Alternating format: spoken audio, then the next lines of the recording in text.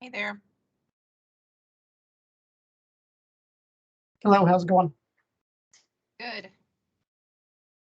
So I just want to make sure, since this is a little bit different, that I have presenting capabilities, so I can go ahead and present this slideshow. Is that's showing up? Yep. Okay. Gonna have to do that first, so I just wanted to make sure.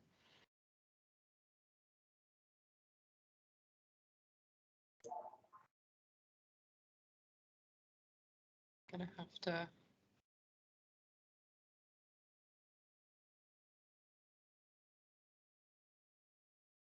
change this around a bit.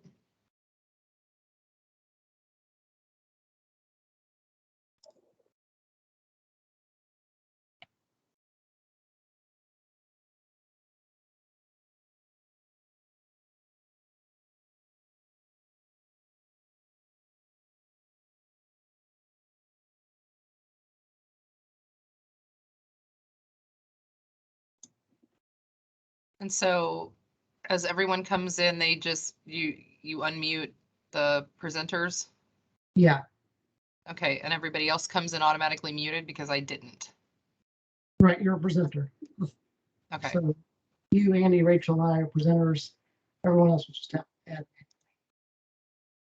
Okay, I'm gonna make sure Becca got the. He accepted it. I got the response. She did? Yep. Okay. Right.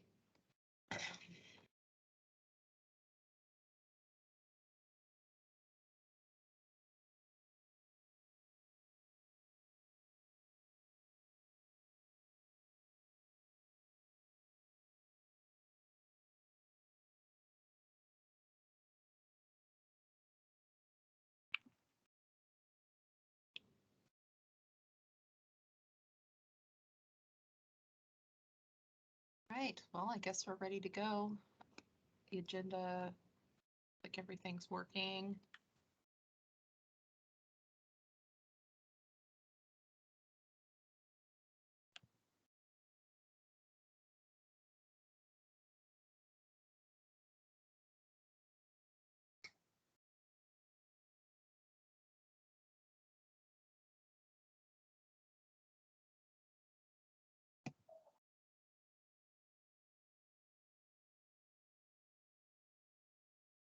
All right, Robin is in, and so now we have to unmute her and. Yep, I made a presenter.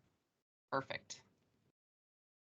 Robin, we're just kind of going through all these new processes and procedures on Teams, trying to make sure everything works.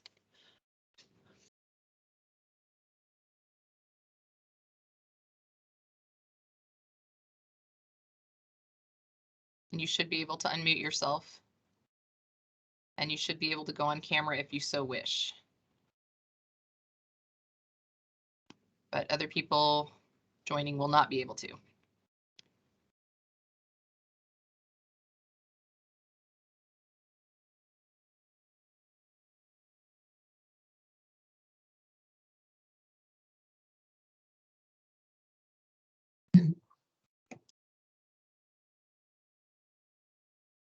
Robin, are you able to unmute and talk? You know, chat's turned off too. You raise your hand, Robin, if not.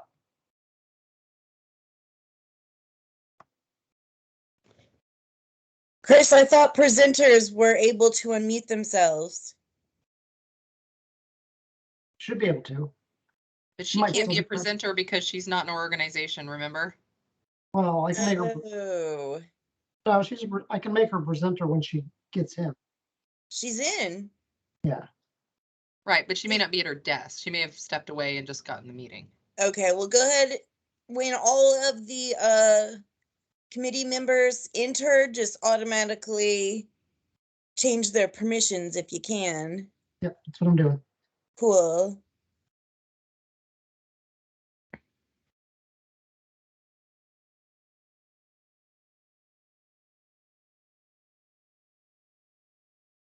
Hi, I'm here, Laura. I just had my computer on mute, so if you were trying to say something, I didn't hear you, sorry. No, that's okay. We were just trying to make sure that you could actually talk turn on your camera, whatever you wanted. We're just trying to make sure that we've got the logistics of the new process to make sure the committee members are here and have all been made presenters, so. Mm-hmm. And there's Bill, and he can obviously turn on his camera and his mic, so we're good. Hey, hi everybody. And Angela. I can't hear him. You can't hear me? Very Real quiet. quiet. Weird. My volume is up high. You may have to switch your audio output input. Sometimes it tries to connect to a mic that isn't the primary mic. Mine does that on Teams all the time. Let me try this. I did that the other day and I couldn't figure it out. I just had to restart everything. I don't know why it made itself so quiet. Is this any better? Much better. Okay.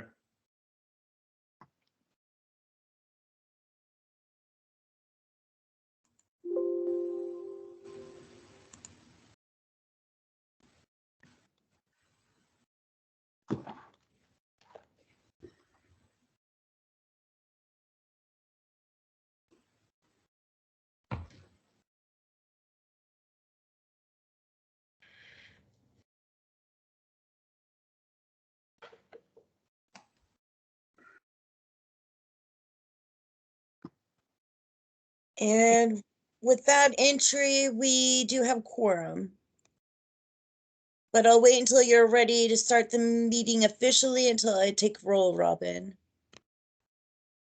I think if we've got quorum, we could probably go ahead and get started. I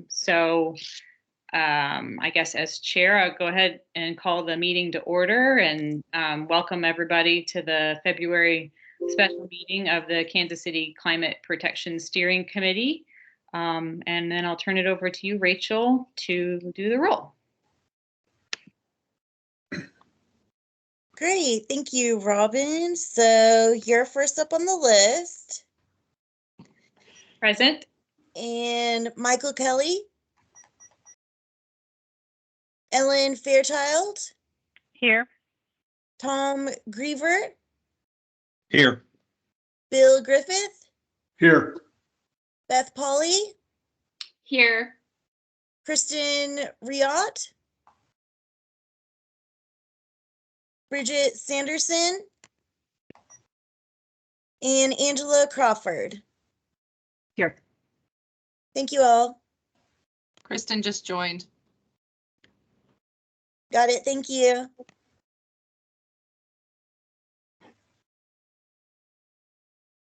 Robin, you are on mute. Sorry about that. Thank you, Rachel. Laura, I forgot to ask you, the first item up on the agenda today, was that something you were going to walk us through? I think it said. Yeah, the timeline. I was kind of going to walk us through that. It is a little bit out of date now, but we just kind of talk about it in general in lieu. But did you want to talk about the new meeting procedures first? Well, I thought it might make sense to hear from you kind of first what the timeline is that you guys are envisioning, and then maybe that would help inform the committee, like how we see ourselves participating in that. Okay. I think I was wondering if Laura was referring to for the public's knowledge about chat or whatever. Oh, sorry. Yes. Thank you for the reminder on that. So, so today's meeting, we've decided to handle public comment through just vocal public comment before we take any votes on anything. And as the agenda suggests, we'd ask for everyone to please keep your public comments to 1 minute or less. And as always, you know, make sure they're respectful and are not criticizing any particular member of the committee. So appreciate that. And so we are not going to have the chat enabled today, just to make sure the committee has enough space and time to really have full discussions. But if you would like to make a comment, like I said, we'll open it up to public comment before any votes. And you can also send written public comments if you prefer writing public comments to the OEQ email, which, Laura, can you remind me which email folks should send public comment to? Yeah, that email is just oeq.kcmo.org.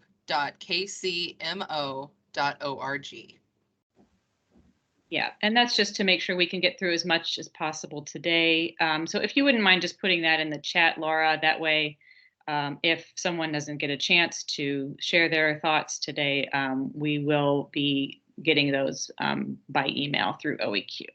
Yeah, well, if we might have to have, oh, did Chris add it? Okay, yeah, because chat is turned off, so it's something we're probably going to have to do at the end. If we open up chat at the end, I can put it in there, but I can't access chat at this point. So, but I will definitely make sure that gets out there by the end of the meeting, even if I have to post it here on a PowerPoint and put it up there. I will make sure you guys have it. All right, so just real quick to kind of share the timeline, and this was this timeline was what you all had seen in the PDF that came over from Brindle on how we were going to move forward with the plan. And I know that because of the postponement of the last meeting, due to issues on my end, I apologize again to everybody for that. We are a little bit behind this timeline, but this is just kind of an idea of, so the dates are going to change, obviously, and I think some of the comment that we have today from the committee will figure out how we move forward with changing the dates. But the idea was we're going to have about a week for you all originally to get your feedback in and compiled, and then we were going to take that feedback and send it to Brindle, and then give them about a week to incorporate it so we could get out the public draft of the plan.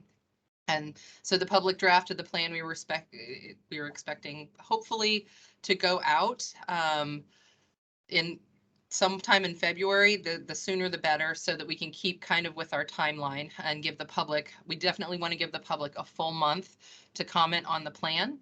And then we're expecting a lot of comments to come back in, and those comments are going to be compiled by OEQ staff.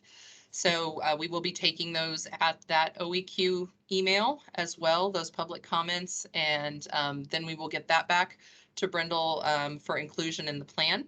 And we can find some time in there for the Climate Protection Steering Committee as well to comment back on the draft after it goes to public. And depending on how long we want to postpone this plan, getting out there is how long kind of that timeline will go. So you guys get to also about mid-March, about the time that the public comment period is over, we're going to go ahead and draft the resolution for council here at OEQ for adoption of it. And we would like to get that also to the CPSC so that you guys can comment on the resolution and add language that you see fit to the resolution that goes to council in the end with the final plan. So then we're going to give Brindle, we're hoping, a couple of weeks to complete the public input part of the plan. Of course, that's all contingent on how much public input we get. If there's not very much, it's easy to incorporate. That'll be a very short timeline. But if there's a lot, it could be a much longer timeline depending. But we're hoping that we can get the plan out by the end of April, that we can present the plan to council in several ways. So the first way is we want to present it at a business session. So council business sessions are where council carves out a block of time just to listen to information on a particular project. So we would have a PowerPoint kind of highlights on the plan, how it's going to help us accomplish our greenhouse gas emission reduction goals. We can have comment by Climate Protection Steering Committee as well. And at that time, if somebody wanted to be present from you all, then, and that's where council gets to really put their feedback in, and we answer their questions and address any concerns they may have. The next step in the process after business session would be for it to go to council committee. We're not sure at this point which committee it's going to be assigned to. We don't really have control over who it gets assigned to. We're expecting it's going to be TIO, which is Transportation, Infrastructure, and Operations, or our governance committee. And so that is when it goes to those committees, that is when the smaller committee of council gets to deliberate on the plan. That's the time where public comment can be included to council. And that's the time that council will also hear the Climate Protection Steering Committee's endorsement of the plan. And then we can either ask for an advance, and we can ask for an advance and do pass, and hopefully that would get it in the same week to council for full council approval. If not, it would still be a week. We have a week waiting in here for the time that it goes between when it goes to committee and when it would actually go to full council legislative session for adoption. And at the time it does go to full council for adoption, there's no public comment at that point. It's just council deliberation and then choosing whether or not to adopt the plan. So that's kind of the quick timeline of how we plan to do this. Of course, because we are moving back this February piece here, and then determining how you guys go forward with the rest of the meeting and discussing how you want to actually review the plan and how much can get done today versus how much might need to be done in a different format. That's going to push back this timeline. The only thing I would say is that our consultant is under contract until the end of April, though they are not going to be necessary for this to go to business session or to final council. We definitely need them on board to finalize the climate plan for us. So we need to make sure that everything, that the public gets time to comment and Brindle does get a chance to get all that incorporated and get back to city staff for a final review, just to make sure there's nothing that was missing, left out from either your comments or public before their contract is ended. So, and then, but anything happening with council can happen with just OEQ staff. Does anybody have any questions? Because that was a lot in a short period of time. Yeah, so what you just mentioned, where does Brindle ending their time in this current timeline with the At this current timeline, the contract is good till the end of April. So this was getting everything through and done before Brindle's contract had expired, just so that if there were any last minute pieces that they would be on board until the very end in adoption, and then we could say thank you and move forward with implementation. But I'm just, if we are going to be altering this timeline, there's no choice, because there's no way you guys can get all your comments in today unless you're a super committee. So I'm thinking we're going to have to alter this timeline a little bit. I just want you guys to be cognizant of, if you are altering the timeline, that any comments that Brindle needs to make, or anything Brindle needs to incorporate into the plan needs to happen before April 29th. And where, I guess, could we talk about where are the touch points with the committee after this round of our input? Like, are there, so like the March meeting? I mean, well, let me back up. Will the committee get a chance on this timeline to review after we've made our suggestions? Will we have a chance to see the draft before and endorse it before it goes out for public comment? Yes, yeah, and that's kind of why this timeline now is probably going to need to be altered, because we'll need to figure out, kind of based on the time that Brindle needs and the time that you all need, how we schedule the next few Climate Protection Steering Committee meetings.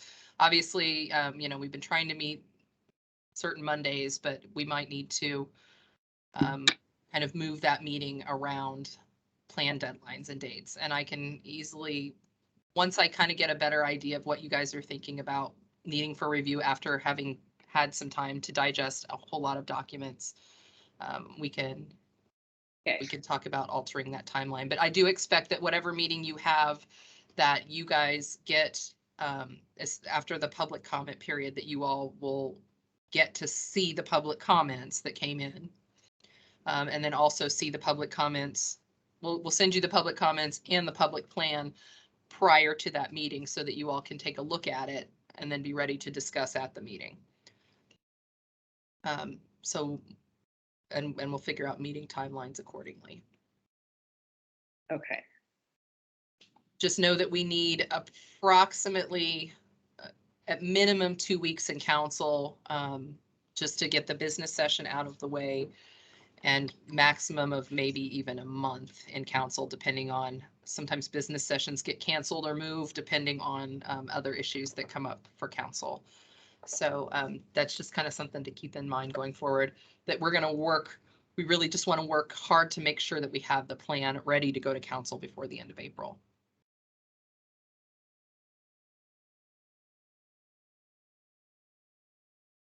Are there any other questions and at this point?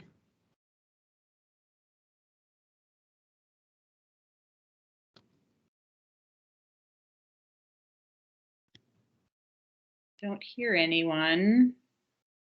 All right. Well, thank you, Laura. That does kind of dovetail into our next agenda item, which is to go through the plan. But before we dive in, I just kind of wanted to take a temperature check of everyone, given that timeline that Laura just shared, because we have this big plan that we need to provide comment on, and we can go about it. I think the way that we were planning to today, where we we can go about it a couple ways. We can try to get through as much as we can today, and make recommendations that we want, and vote on those as a committee, knowing that we probably very well may not get through everything today. And so that would then mean we'd need probably another meeting as a committee to finish that. Plus then Brendel would need time to incorporate that, and we'd need to come back again as a committee to review the incorporations and endorse it, and then it would go out to the public. Or another option that's been floated is that we break up into small work groups and figure it out, and with the understanding that we would be trying to make our recommendations and additions, perhaps do some wordsmithing or editing. I don't think that anyone is really looking to take out a bunch of things, so it would not be to remove things from the plan, and then work with Brendel to get those incorporated, and then our next meeting would be to come together with all of that already. I guess that's what we could discuss is, come to the next meeting with the work group's recommendations and try to get that done all in one meeting. Does that make sense, or is there any comments or thoughts on kind of how? I'm just trying to, make sure the committee has a chance to weigh in on how active do we want to be in incorporating changes and participating in finalizing this draft. So I think Bill put his hand up first, and then I think Bridget after him. Okay, thanks, Michael. Then I'll call Bill. Yeah, my initial thoughts on this would be, I would prefer, as long as it's a timely manner, to break up into smaller committees of expertise, go through that with, I don't know, 2 or 3 members, just throwing out a number, I don't know. and then coming back in a timely manner, and then just going down through the list and a little bit of discussion or a lot of discussion, and then voting that way. And maybe having the subcommittees send their, and definitely, I think, I'm thinking through this, subcommittees send out what their wordsmithing, if you will, or thoughts are ahead to the rest of the committee, so they have at least some time to digest it. And I know by now we're dealing with a shorter time frame, but that would be my initial lean. Thank you. Thanks, Bill. I think Bridget, you were next. Yeah, sorry, I was looking at my calendar about timeline. I agree with, sorry, Bill as well, because while yes, it is a very shortened timeline, I think that this will actually speed the process up without keeping the community out. And so I'm thinking like if we shoot for April 1st, say, to like finalize the plan, so city council has enough time, that gives us like, I think 6 or 7 weeks. I didn't end up actually being able to count, but it's a few weeks. And I think that you know, I've been taking notes of things that I think I need. I'm sure other people within the committee also have. So I think we could be prepped to do small groups and get recommendations out by, you know, the first week of March. I don't know. Anyway, these are just suggestions. I'm mostly saying that I think this is a good route because we all have a lot of expertise in all of these situations, but I think we are all tightened on more specific expertise. And so just kind of speedlining the process, I think with public input while we're trying to edit what we would recommend will just really slow down this process quite a bit. So, Andy, did you need to hop in here? Yeah, just a comment. If you go with the small group idea, just to be aware of the sunshine law requirements. So if it's quorum size or larger, you'll need to go through the public notification process. And I just want to mention, I mentioned this to Robin earlier, I do have to hop off for 3:30, so Laura will continue to kind of help facilitate. So thank you. Thanks, Andy. Does anybody else have any thoughts about how they think the next few weeks should go? Michael? I'm fine with doing the smaller group meetings, but I think we should be. It may be helpful to. Oh gosh, I'm forgetting what I'm saying. I'll just say for now, I think if we are able to do them in an effective manner and still fit in with the timeline, the adjusted timeline that Laura's mentioned, then I'll let Laura jump in then. No, I just wanted to say I'm super happy to facilitate. I like if we want to have if people decide what groups they want to break into, I think some of these areas are going to have a lot less comments than others.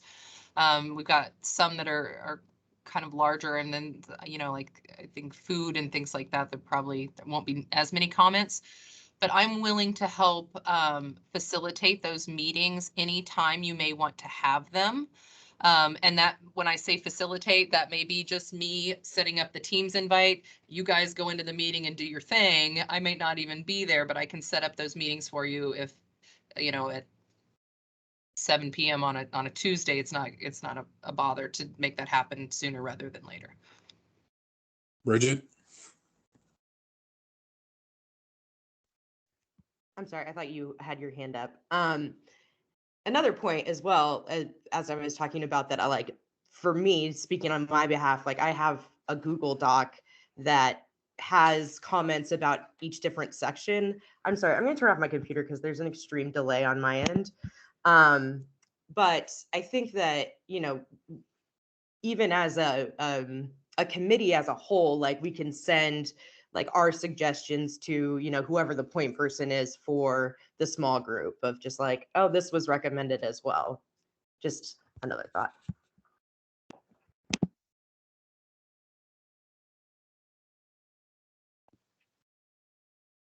Any more discussion on that topic?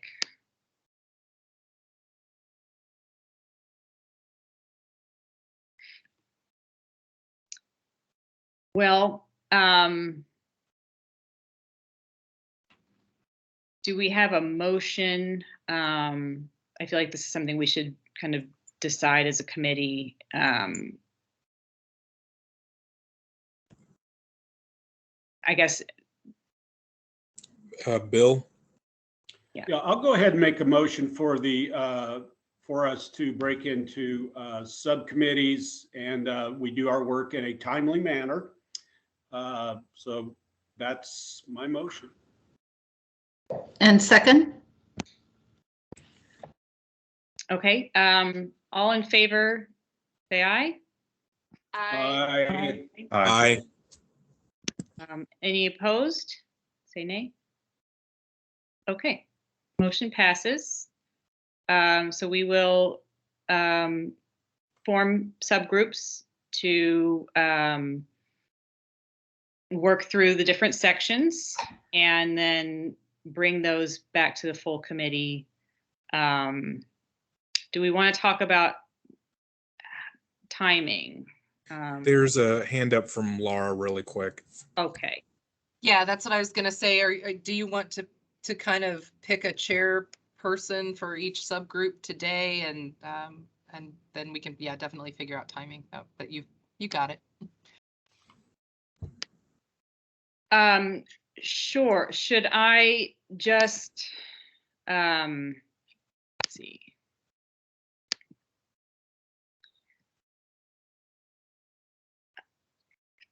I can just appoint folks if, or do we want to, well, let's see. Should I just, as chair, is it, I can just appoint people, or let's see, where are my notes? I guess, you know, Michael, would you be willing to chair the mobility? Yes, I can do that. I can do that. Okay. And Beth, would you be willing to chair the energy supply?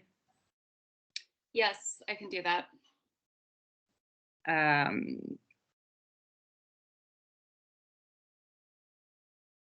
Let's see.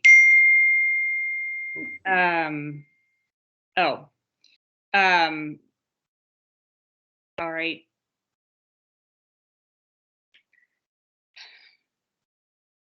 This is how, Bill, would you be willing to chair the buildings and homes? Sure. Kristen, would you be willing to chair the natural systems? I would, but would it be possible to actually serve on another one too? Okay. Yeah, I see. Absolutely. As long as, like Andy said, we don't exceed quorum for sunshine law reasons. So perhaps after this meeting, I could we could send around a poll to see who's interested in serving and just make sure that they're not exceeding quorum. Would that make sense? I mean, that would be fine with me. So. Okay. Yeah, I kind of had the same question as Kristen. So I'll work with Andy and Laura to figure the logistics of that out to make sure we're not exceeding quorum in any of these meetings. Do we need subgroups for food and waste? Let me throw that out there as a question before we assign anyone. I think we could do probably both of them Combine together. those. Yeah. They kind of go hand in hand. Yeah. Would anyone like to, Bridget, I don't think you've been assigned anything. Would you want to take Yeah, I can take lead on that. one? Okay, Um, So- lo- go ahead. Sorry, I was going to say, is there anyone else? Never mind. I think Bill had his hand up, or Laura. I was just going to say, I would not object if, on the Buildings Committee, if Kristen was co-chair.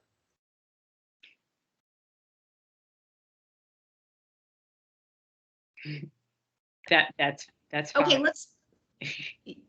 let's discuss that. Well, Bill and I have been working on these questions of what are the most efficient things that we can do to help homes become more efficient. So we've been working together and doing some research on that. But Bill, how about I not co-chair, but I'll be your research buddy. How's that?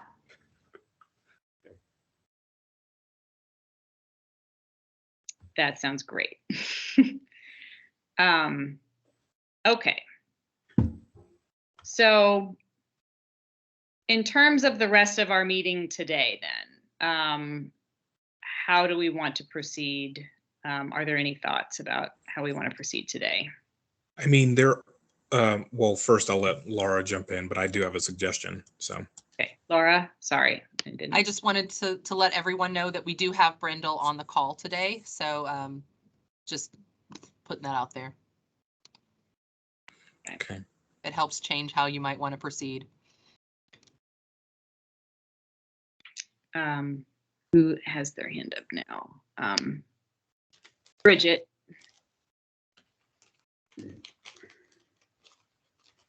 Bridget, I can't hear you if you're trying to talk. Sorry, yeah, I'm ruining everything. Yeah,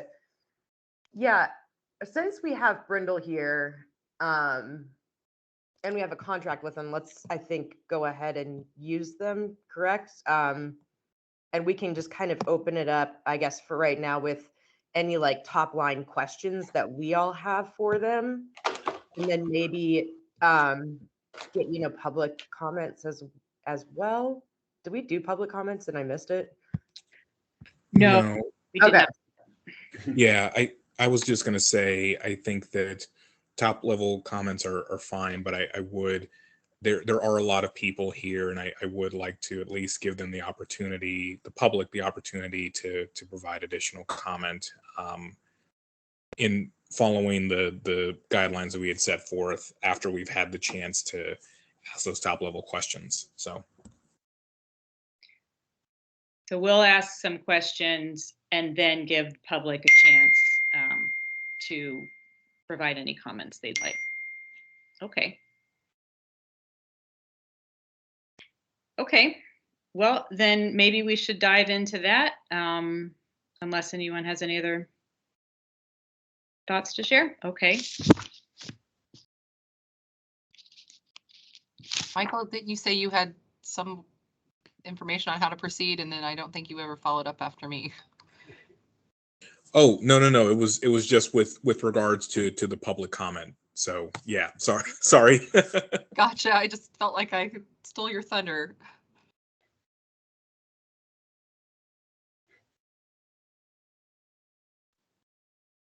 Okay, I guess we'll just keep doing this by raising hands. So if anyone has any questions for Brindle, go ahead and raise your hand.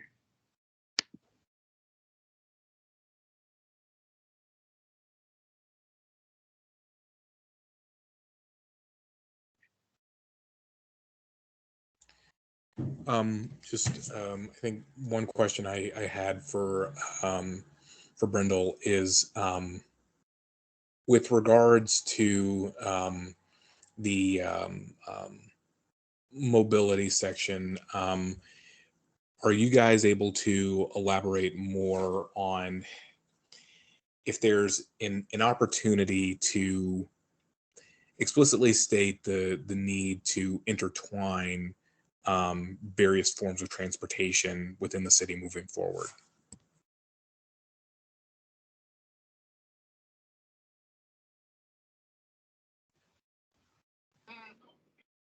Becca, we can't hear you if you're talking. Oh, there we go. Now I have permissions to unmute. Okay. I think that's a great comment.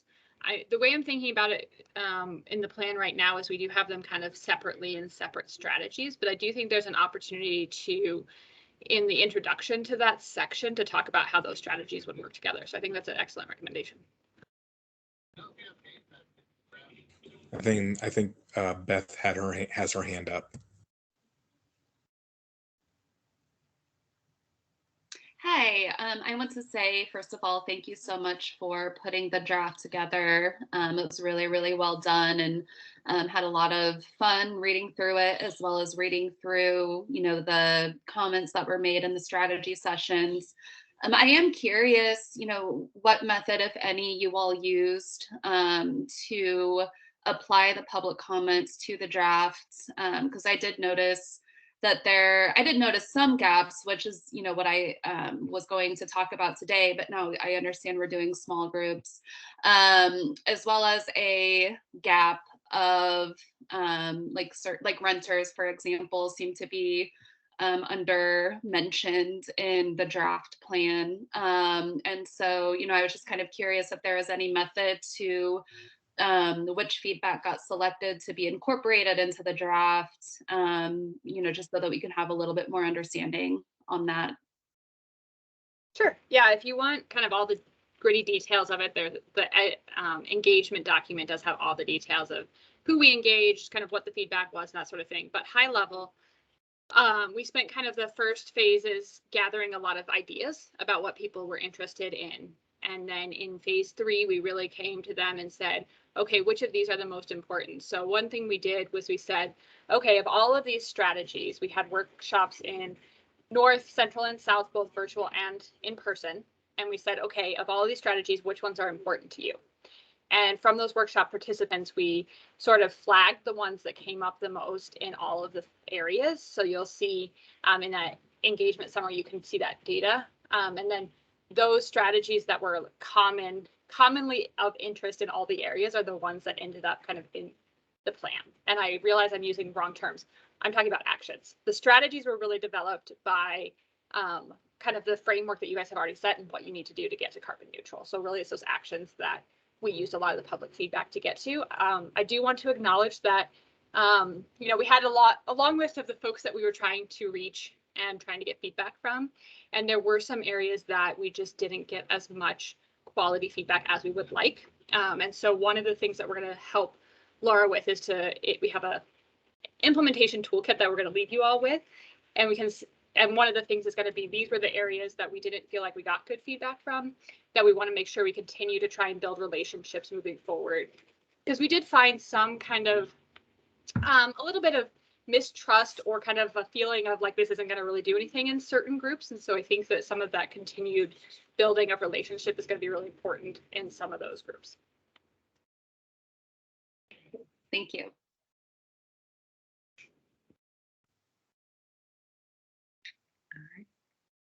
I see. Beth, do you have another?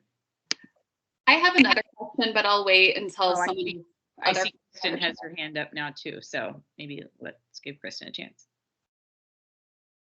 Becca, I'm assuming Brendel Group has done these plans for numerous other cities. And one of the things that I was struck by when I reread it again yesterday was when we divide the city into North, Central, and South, there is it's fine. I mean, it works well from the standpoint of topography to a certain extent, but I feel like the thing that it doesn't get at is the income disparity that would be shared by a certain set. We use a certain set of zip codes at Bridging the Gap a lot to identify both income and also drastically different life expectancy. And so within the central city, you have a very affluent area, which is on the west side, actually the plaza, that area in there. And then you have like 64127, 64126, 64130, these zip codes that are where the average or the medium household income is half of what it would be for the rest of the state, for example.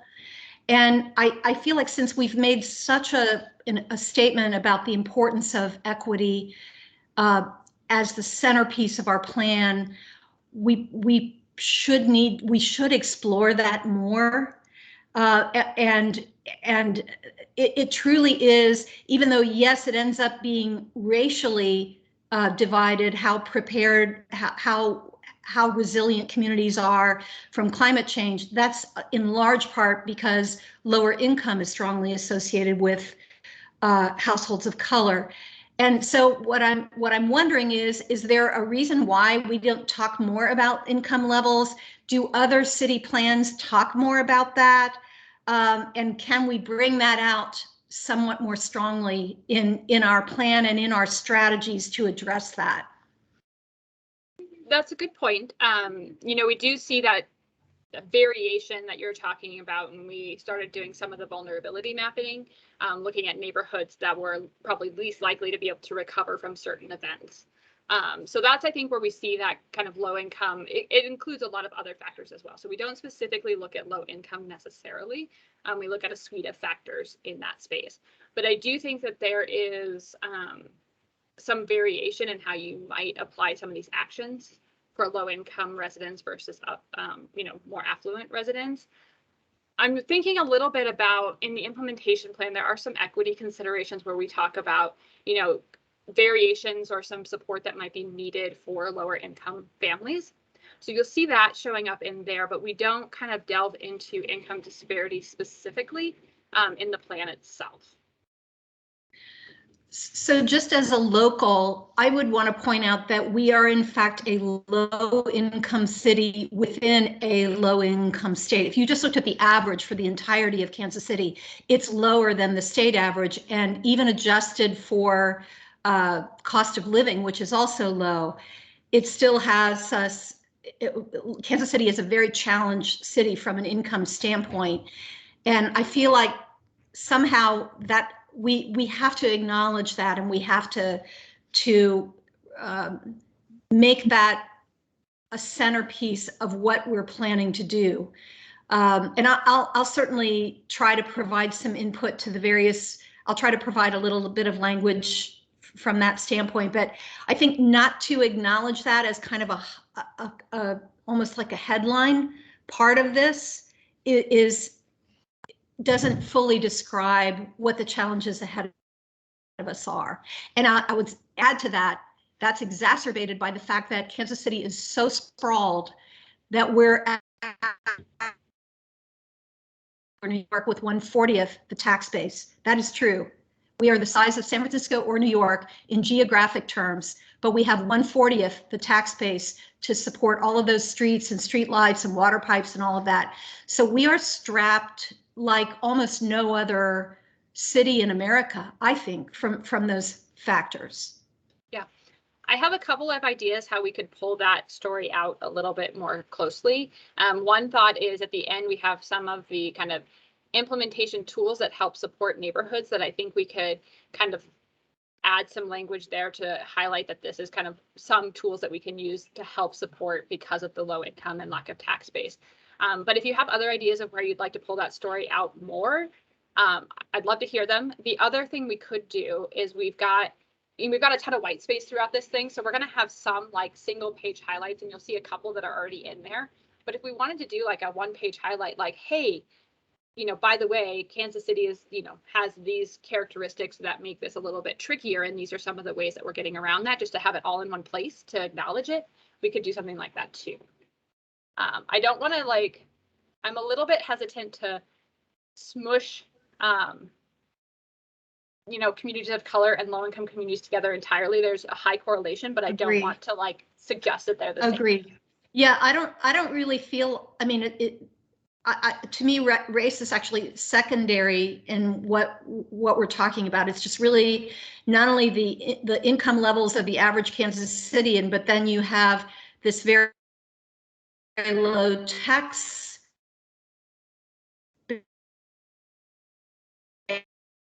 base. We're so split. Point made. Thank you.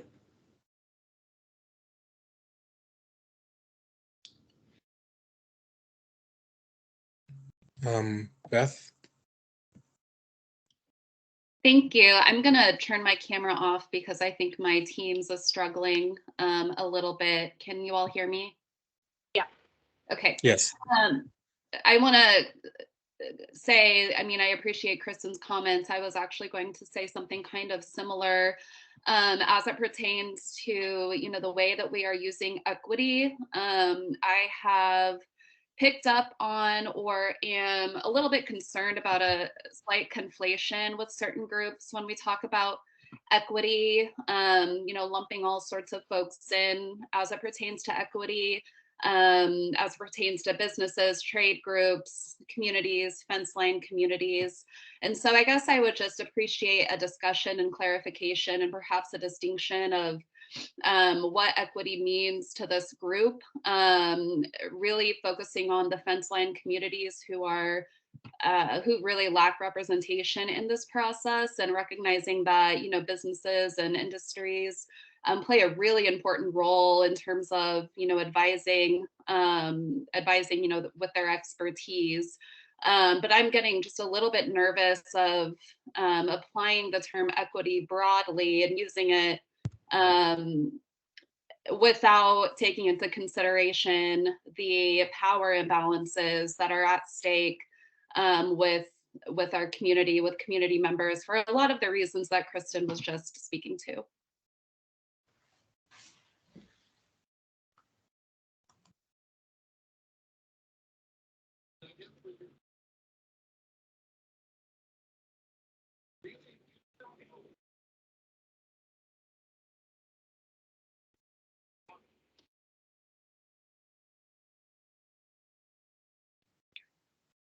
Okay, sorry, I was trying to unmute myself. I don't see anybody else with their hand up, but I do have a question. I'm wondering where things ended up. I know earlier in the process, we had discussed like a prioritization framework. And I thought that that had been included in an earlier document, spreadsheet. And I'm just curious, kind of, you know, it's not mentioned anywhere in the draft. So I'm just wondering kind of where that ended up, or if that got kind of thrown by the wayside. And also I wanted to see if the committee, you know, had any appetite for, if it did get taken out, if that could maybe be one other work group that we get together and discuss, and look at, you know, not reinventing the wheel, but look at what other cities have used and see if any of those might be appropriate for us. I'm sorry, Robin, would you mind repeating what the item is that you're speaking of? I lost track. A prioritization framework, so some way of scoring the different strategies. I think we talked about this before as being a potentially important tool, especially when we're talking with council about requesting items in the budget for the plan, so that we have some sense of how to you know, we would want a lot of money, I'm sure. And so this just seems like one tool that we as a committee could have to figure out what would be a higher budget priority, if that makes sense. Yeah, Robin, you are absolutely correct. You did see it in a different document at one point, and that document still does exist. We just don't intend that to be a public facing document. So what we've got is a spreadsheet that basically has all of your strategies and all of the actions listed in it. And so that spreadsheet does have the scorecard that you've seen before. A lot of the components, or all of the components of that scorecard, are in the plan in various places, but the actual score isn't. So that would be, assuming that Laura will share with you, but I assume she will, that will be available for you guys to use as an internal tool for prioritizing, tracking, and that sort of thing. So the scores are all there. So you do have that. The reason that we didn't put it in the plan, in my thinking, is that we wanted this to be really accessible. So I didn't want to get too far down that road. And you really have to do all of these things to hit your goal. So while it does help you kind of like know what to focus on, they all have to happen. And so it's sort of more of a timing thing than a which one happens thing. So that can change if you feel like there's a good reason to put the scoring in the plan. You know, that's something that we can discuss.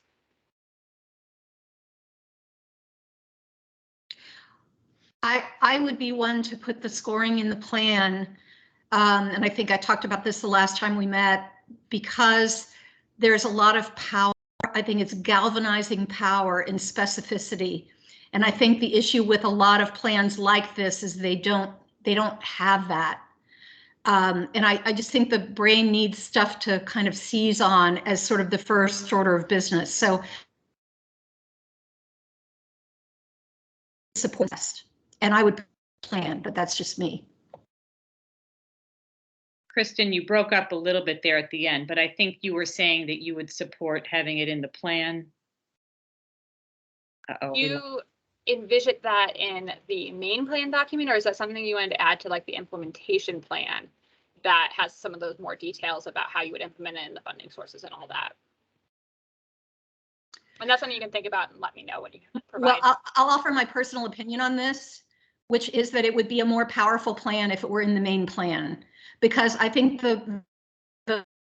with many a plan like this is it doesn't have that kind of specificity, and I mean, the plan should serve as a kind of rallying cry. Let's do this first. We've thought about this. Of all the things that we could do, these are the big ones that, again, I've talked in the past about the principle of just bang for the buck, but I personally think it would be powerful to put it in the plan, and I've lived through a lot of these plans, so. Okay, I'm going to take that and think about it a little bit. My one hesitation is that we really wanted to focus this kind of as at a neighborhood level and like the priorities in the neighborhood. So I want to make sure that our kind of high level scoring doesn't swamp the community's priorities. And we want to make sure that we're not kind of washing over community input. So let me think about it and figure out, and we'll put that in your recommendations and we'll figure out how that might best fit.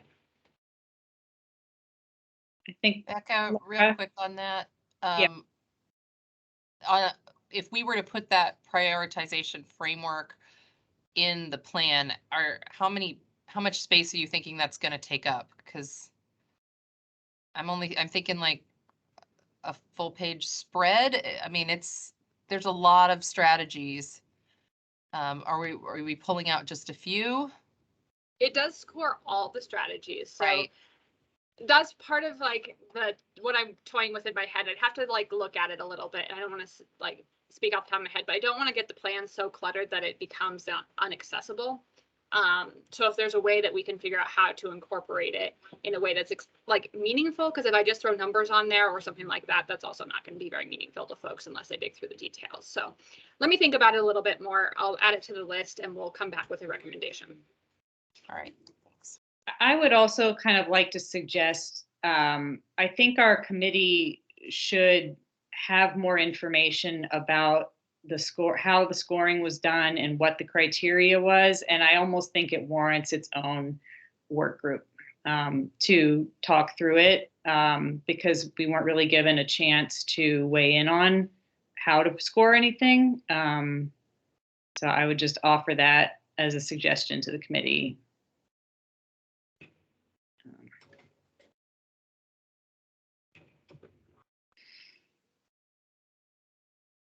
I think Tom's got his hand up. Oh, I'm sorry, Tom. Yeah, just a quick follow-up. I'm looking for that document, and maybe you mentioned it. I'm not seeing it in the materials that were sent. I was looking for that before too, and thought maybe it didn't exist, so I'm probably just missing it. Yeah, so it was sent out as part of the topical working groups. You would have seen it then. It's not in the packet you just saw, like I said, because that's all of the public facing stuff. And we didn't intend for that scoring to be a public facing item. So that's why you're not seeing it there. We can certainly share that file with you so you guys can see it again if you don't still have access to it. For me, at least, that would be helpful. I'm not sure I can find it. Yeah, if you could share that with us, I would volunteer to do a small work group around that, just to have a chance to talk it over before next, so we know exactly what we're including are, and are comfortable with it. So, Laura, see your hand up.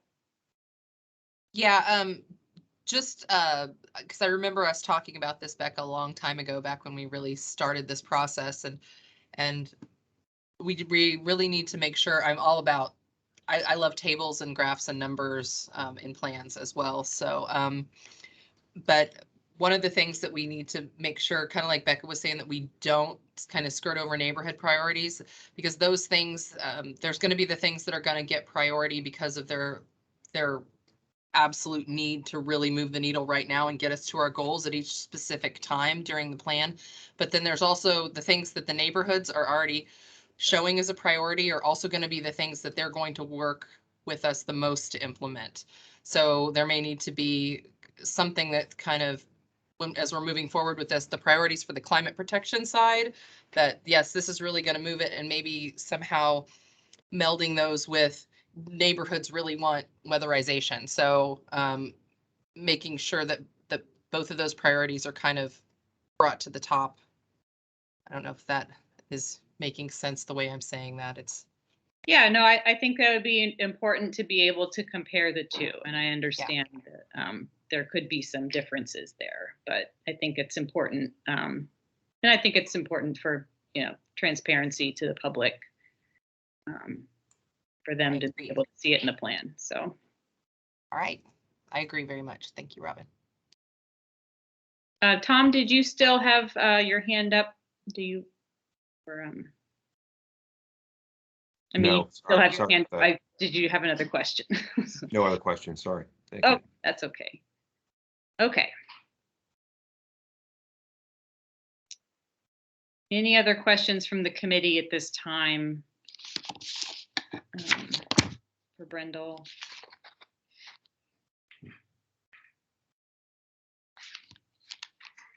Okay. If not, then why don't we go ahead and take questions from the public, and again, try to keep remarks somewhat brief, to about a minute, and I'm not sure how many comments there will be, but if anyone has a comment, let's see, Laura, how with this setup today, can people raise their hand, or how does this? Yeah, so Technically how this would work. So there's a couple of options. Yeah, you can have people raise their hand. I don't know that anyone has joined by phone at this point, which means everybody should have access to the hand raise feature. So they can raise their hand and Chris can unmute them and they can talk. Or if you want comments to be enabled in chat for the end of the meeting, I think we can just enable that as well for the end of the meeting. That's kind of up to you.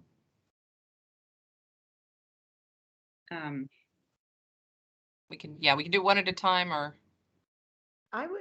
sorry, I'm going to hop in without raising my hand. I would suggest we open up both comments, the comment section and raise hand, just because, not everybody might not want to talk out loud. Chris, are you able to do that?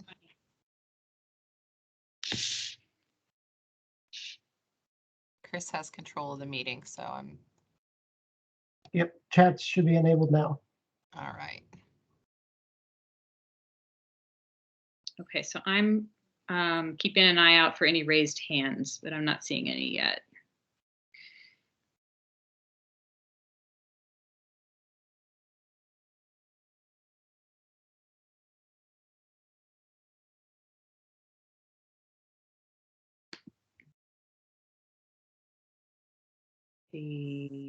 Okay, Chris, we can see, yeah, we saw the test. The test did come through.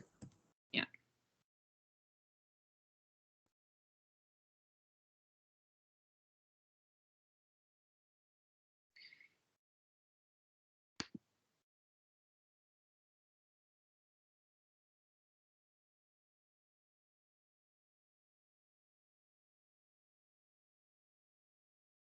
Give people a few more seconds. Let's Rob, see. it looks like Wait. Dawn put something in the comment. Okay. When will the public draft become available? And then your second question, I think, got cut off a little bit, Dawn. So I think we, at least I had planned for before we sign off today, we talk about next steps and timeline, so that we have a better sense of when the draft is going to be available. But I don't know that we have an answer to that right now. And Dawn, do you want to elaborate on your second question? There we go. Were any benchmarking comparisons made to climate plans from other communities?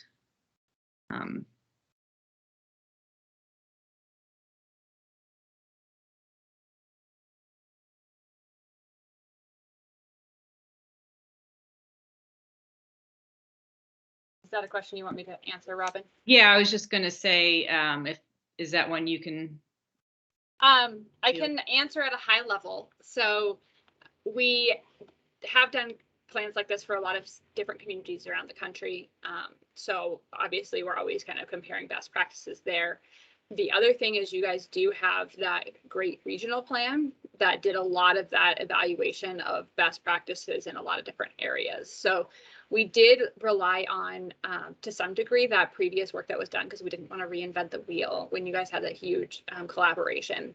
But we did benchmark against best practices between different cities and also different frameworks that different communities apply. And you'll see that a lot of the strategies and focus areas that you have throughout your plan will be common in a lot of plans because there's sort of a set number of things you have to do to hit zero for your climate emissions. Thanks, Becca. And Dawn, just to add to that as well, in the beginning when we started doing this, our office here read through a ridiculous number of plans, all of us, and kind of pulled pieces from the various plans that we thought resonated with us as far as what we knew from our political climate in Kansas City and also kind of how certain plans were set up and sort of presented Brendel with a suite of things that we would like to see in our final plan. So part of that, that was part of our original process early on when we were working through this.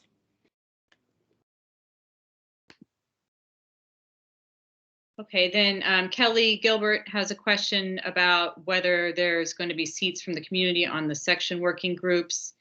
And I guess I'll try to answer this one, that I think we're trying to do this just amongst the committee as we would if we were in a committee meeting, but just breaking out into our smaller groups and then bringing it back to the full committee. So no, we're not planning to have the community participate in the work groups.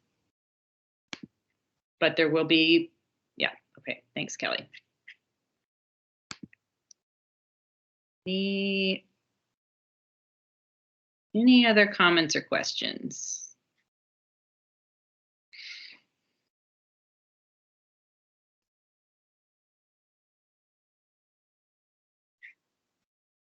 Okay, well, oh, Billy, see your hand up. Can we take Billy off mute?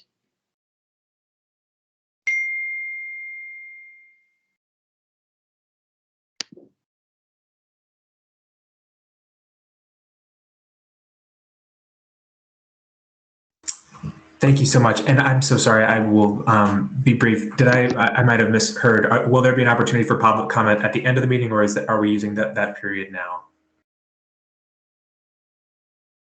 Really, this is the period for public comment. Thank you. I appreciate it. Well, thank you all very much for your time and for your service. Billy Davies, 6th District resident, speaking on behalf of myself in support of y'all's work. But really quick, if I could put on my hat as a staffer with the Sierra Club Missouri chapter, we'll continue to kind of bump this up for the committee as well as the council. But just wanted to submit for everyone's consideration, following up on a November 15th email to the committee and staff.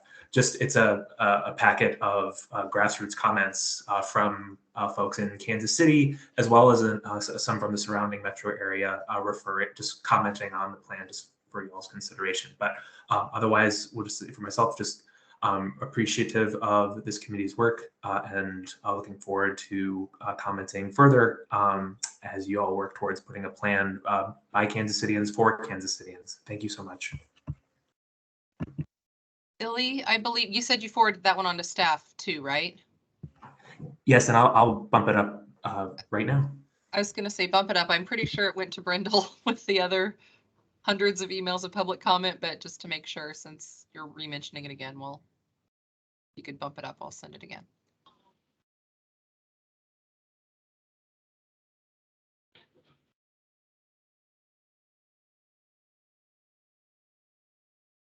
Are there additional public comments?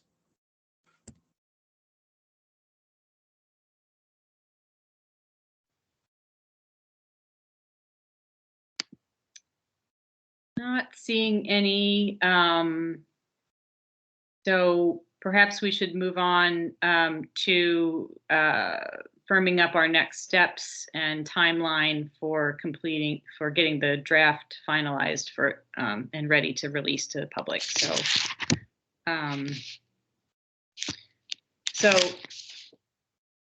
one next step we talked about was to send, I guess, Laura, could it be kind of like the poll we send for meetings, but it would be for signing up for work groups?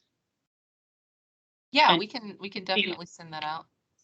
See if it all, just works out, or if there's some groups that have too many people, we'd have to figure out how to handle that. But so that could be done like tomorrow, right? Like as soon as possible, if I send you the list today. Yeah, we can start getting the polls out tomorrow. Definitely. Okay.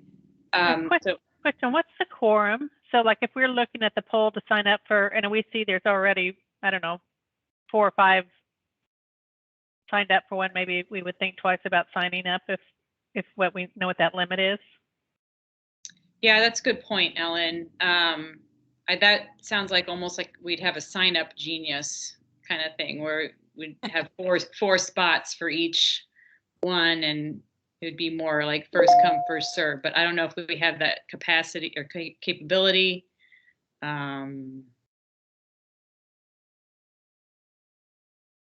Or if you want to just take the first 4 responses that come in, although we don't want, we want everybody to be able to participate in at least one, if they want to.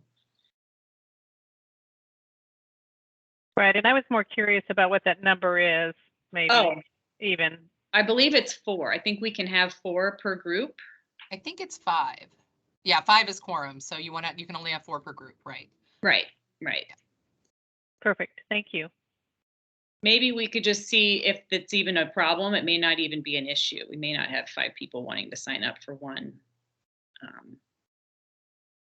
Unless you have any other thoughts, Laura, on how we could do this. Or no, and I think a lot of you have a sign up genius. Well, I mean, yeah, if you want to do a poll and just see who's interested, you could also do it like, your first, second, and third choice. You could all, and then there's also the possibility that anyone who isn't in a group specifically could, I mean, obviously still submit all their comments they had for that particular area to the group for consideration. Right.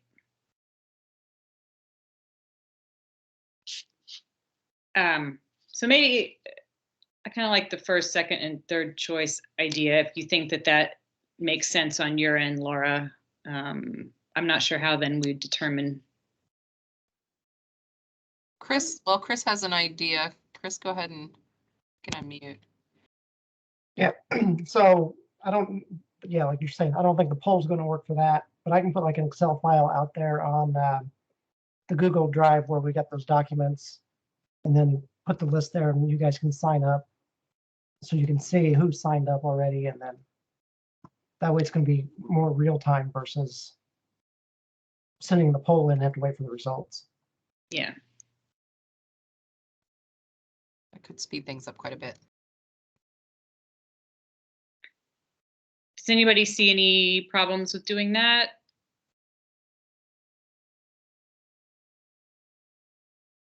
No problems. All right, that sounds like a winner then. Unless anybody has any. Okay, so so look for that, I guess, tomorrow. Hopefully, so I'll send you our list we have so far. And then I guess it would be up for each work group to find a time to have a meeting, and we want to put a deadline of it on it. How much time does anybody want to throw out a date for when we want to try to finish this by? I guess we do have a next meeting scheduled February 28th. Is that something we want to shoot for? Bringing everything back to that meeting, or does anybody think we need more time than that? I think we should try to have this done by the February 28th meeting so that we can share share the comments. Actually, well, Laura. I think I was going to say what you were about to say, which is give everybody at least a few days in advance of the meeting to review it so you guys can make a good vote on it. But I think, did I steal your thunder? we're on the same page, so no dark clouds over here.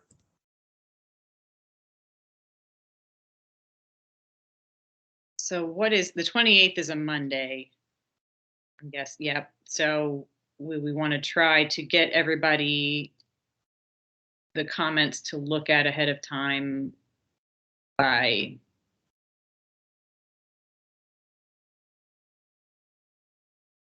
how many days before? The like mid the week before? Yeah, I mean, Tuesday or Thursday? Do people, so do we think that do you think that it's possible that we could get them, I would say no later than Wednesday, like to give a couple of days in case Laura or someone else needs a little bit of time to compile everything. So I'm willing to say Wednesday, the Wednesday before the meeting. Does anyone have any objections with that? That's what I was going to suggest.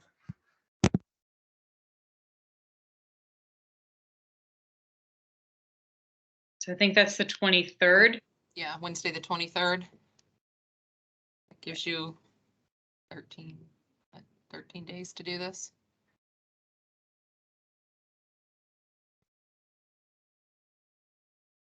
That seems reasonable to me. So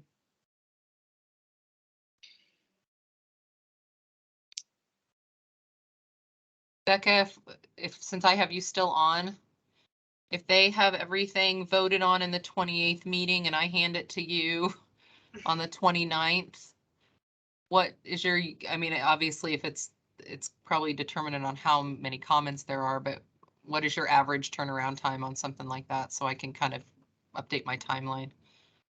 I would say if we can build in 2 weeks, that would be ideal, just in case there's major changes.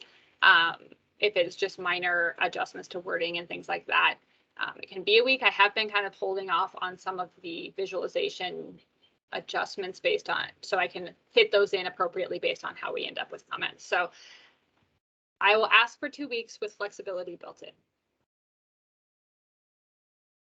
So CPSC vote on February 28th. 2 weeks turnaround. So they will not already obviously be incorporated into the plan. So we wouldn't be voting on like the finalized draft But Well, and that's a question, I guess, in my mind is, does it make sense to incorporate your comments from the 28th, go to public comment, and then come back to you with public comments incorporated for the final, like, yes, we approve of this plan, discussion and vote? Or do you want to see the draft after they've written it up with your comments before it goes to the public?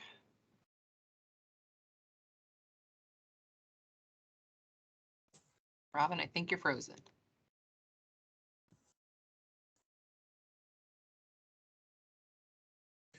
Well, while we wait for Robin to get unfrozen, Angela, you had your hand up, and then I see Bridget. Yeah, thank you. Just wanted to, this is not on the technicalities of the plan, but something that could potentially take a little bit more time if there are changes. But coming from kind of the marketing hat that I wear on the messaging side of the plan, one thing that I do think could use some attention is a little bit of an overuse of icons, because we're relying on icons to quickly identify key strategies within the plan. We're also using them to identify where it's reducing, or helping in different areas. And then they're also being used there's a lot of icons, and a lot of color coding that I think if we're trying to make this a really digestible, accessible plan, could become confusing, and also brings up the question of if they're the same color, are they related to each other? And so I just want to make sure that that's really streamlined and easy for people to understand. And that may be something that the designer needs to spend a little bit of time on. I'll touch base with her on that. I'm back. Sorry about that.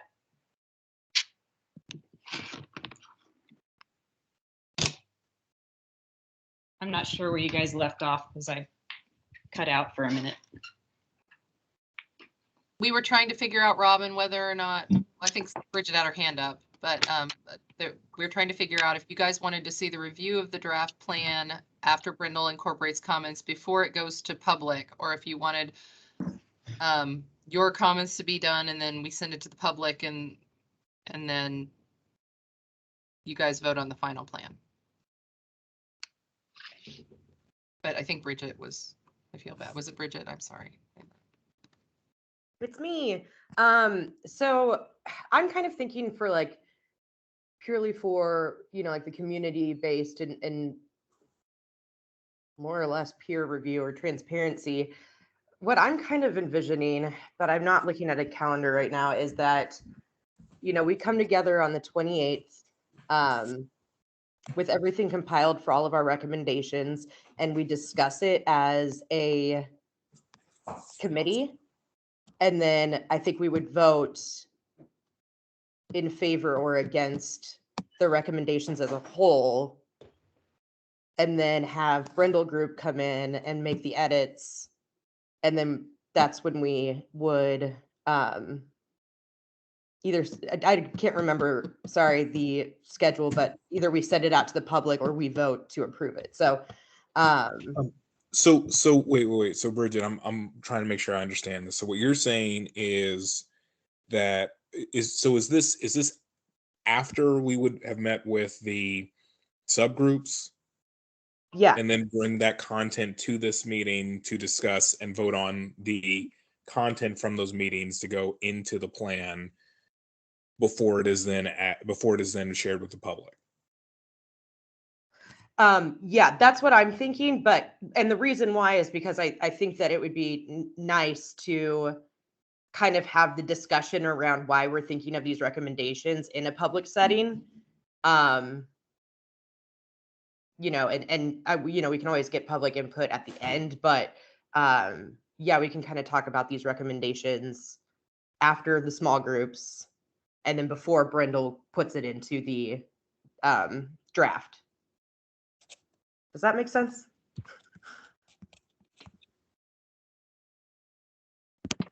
I mean, I understand that. Does anyone have any questions or need clarification on that? I think I did get a little confused. And I think Becca has her hand up as well. Oh, okay. Go ahead, Becca. I just wanted to ask that when you guys kind of have your final set of recommendations, if we can have that in some sort of written form, so that way we can include it in our engagement summary. So we make sure that we have a document of what you guys recommended.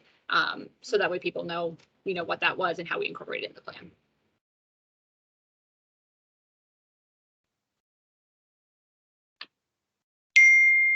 Sounds good. And I will go ahead once I know this is really confusing, but it's hard for me to update this timeline. I have real time. So once we get through all this and figure it out, I'll send the timeline back to everybody and you guys can just put in whatever I might have missed and make sure that it all makes sense. I'll send that out today if possible. I mean, we don't have to go the route that I suggested. If anybody has any other suggestions, just, throwing it out there.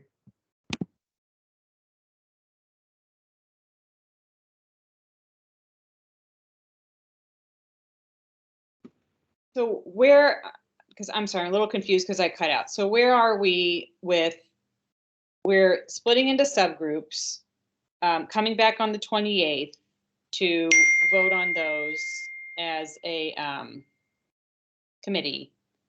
And then Brindle works to incorporate those into the draft.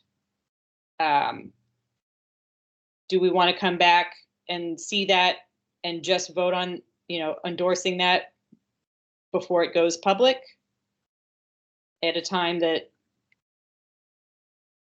gives them enough time to incorporate that? Or are we saying we're not going to do that? So my understanding was that we would come together on the 28th to vote on the recommendations from subgroups. The subgroup and what goes into the subgroups would then go to the public. After the public comment, the revised version comes back to us and we vote on basically advancing the revised version with additional public comment and our comments to go to the council.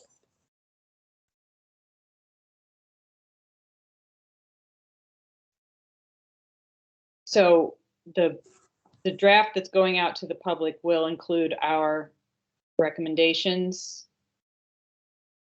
I think that it should. Yeah, it would include your recommendations, but you guys wouldn't be meeting again to see how Brindle incorporated it. You would be seeing it at the same time as the public to save time.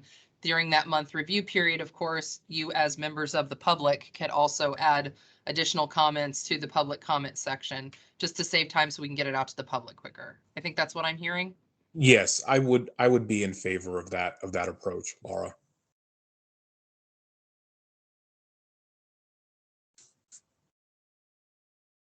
Any other thoughts? Do we need a formal motion to adopt this as the approach, or can we all just kind of agree this is the step? Since this is staff work, I don't know that you guys have to vote on it.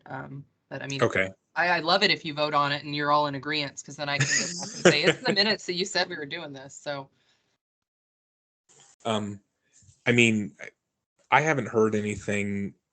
I take it that there's no one who's opposed to that. So Let's just make it official.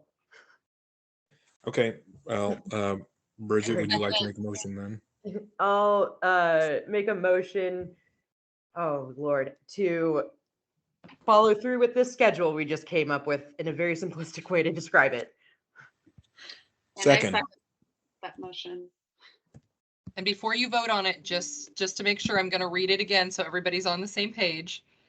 So you are going to break into small groups that will meet in the next 13 days, have something back to everybody by February 23rd. That's the Wednesday before your Monday meeting, so that you guys have time to review it.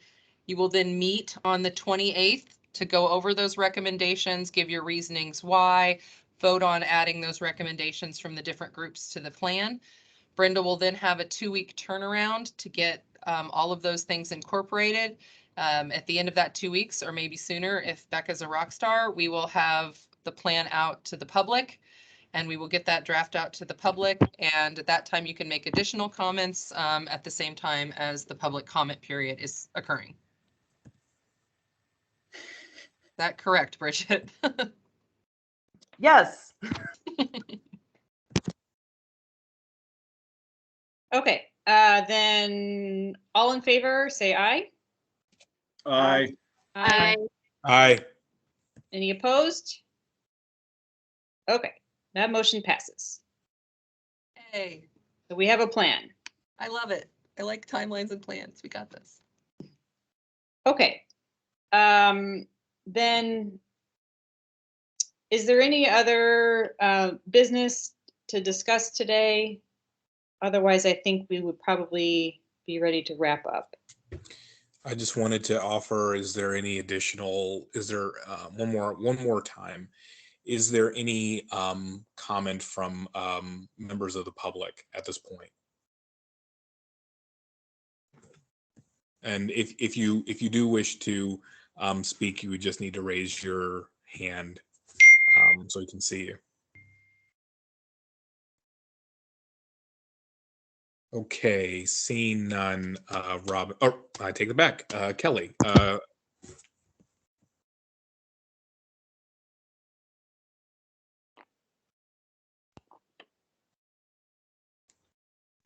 we able to, there we go. Sorry, yeah, I was waiting for the mute option. Thanks, Sure. Michael. Mhm. I appreciate your asking for a kind of a summary of the transportation options into a single section, and I'm glad Becca is taking that into consideration with the final plan, because I think it's important. Transportation across the United States is number one behind buildings. I realize we're an urban area, but it's still a very important piece and should be treated as, you know, together at some point. So I do appreciate that. I wanted to ask, there was, Becca said that you would send a kind of a summary of the sections of the plan where you felt like public comments were inadequate. And I'm wondering if that is also going to be released to the public in the public for public comment.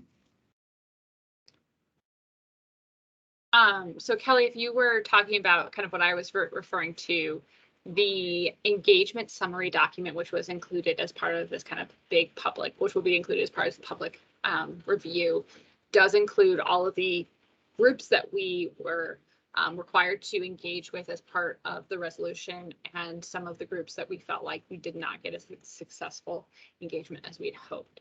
So it doesn't necessarily say kind of the sections of the plan that we feel like we're lacking, but more the groups of people that we didn't feel like we got the feedback that we would have liked from.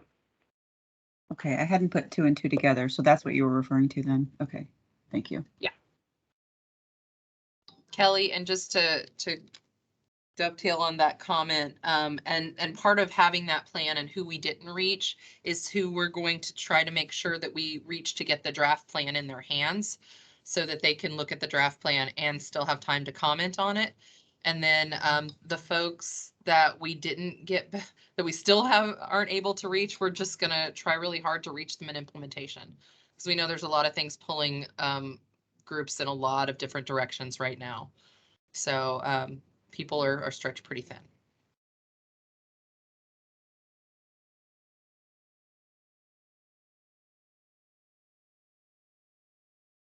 I just wanted to acknowledge the comment from Jim Turner. Jim Turner, Sierra Club volunteer in Westport Presbyterian Earth Care team chair. Appreciate your work. Thank you, Jim, for your comment. Okay. Are there, so and thank you for the response, Laura. Are there any other comments from the public at this time? Okay. Seeing none, I will pass it back over to Robin. Okay, and I'll just ask one more time if there's any other business to discuss today before we adjourn. Speaking mostly to the committee. All right. Hearing none, then I'll make a motion to adjourn. And Second. in favor? Aye. Aye. Aye. Thanks, everyone. And we'll see you again on the 28th. Thanks, Robin. Great job. Thank you. Thank you.